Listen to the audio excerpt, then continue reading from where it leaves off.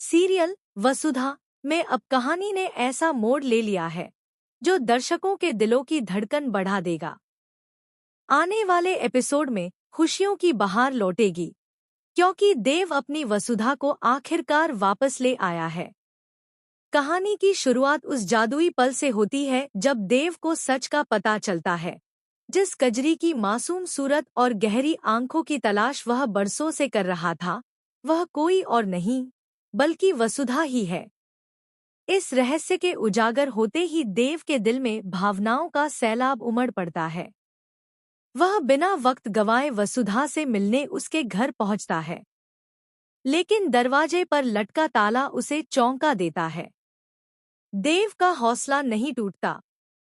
वह सीधा अविनाश के पास जाता है।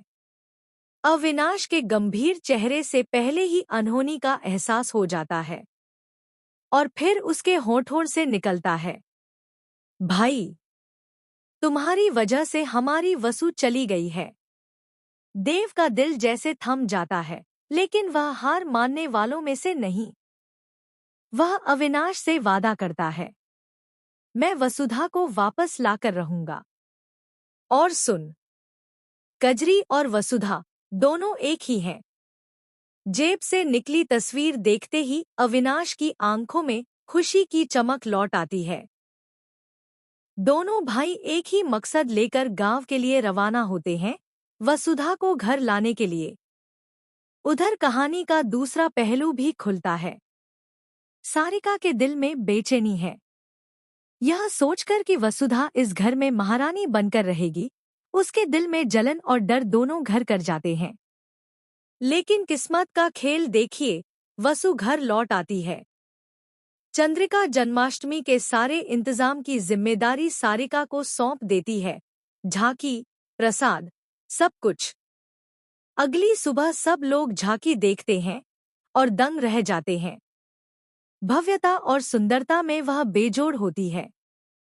सब तारीफ करते हैं और सारिका गर्व से कहती है, देखो भाभी सा, ये झांकी मैंने बनाई है। लेकिन सच्चाई ज्यादा देर छिपती नहीं। दिव्या सबके सामने कह देती है, नहीं मासा, ये झांकी सारिका ने नहीं, वसुधा ने बनाई है। चंद्रिका का गुस्सा पहले सारिका पर फूटता है और फिर वसुधा को भी नहीं छोड़ने वाला है। इसी बीच जन्माष्टमी का दिन आता है। देव को कृष्ण का रूप निभाना है। सारिका चाल चलती है। वसुधा को कहती है कि मासा चाहती है वह राधा बने।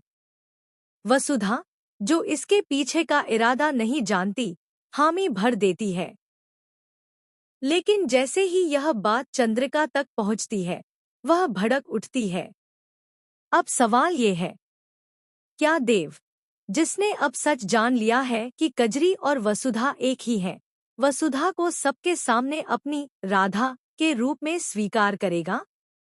आने वाले एपिसोड में दर्शकों को मिलेगा भावनाओं, साजिशों और टकराव का तूफान।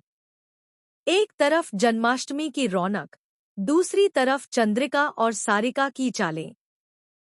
क्या यह त्योहार देव वसुधा के मिलन का शुभ अवसर बनेगा, या फिर इनकी खुशियों पर फिर से ग्रहण लग जाएगा?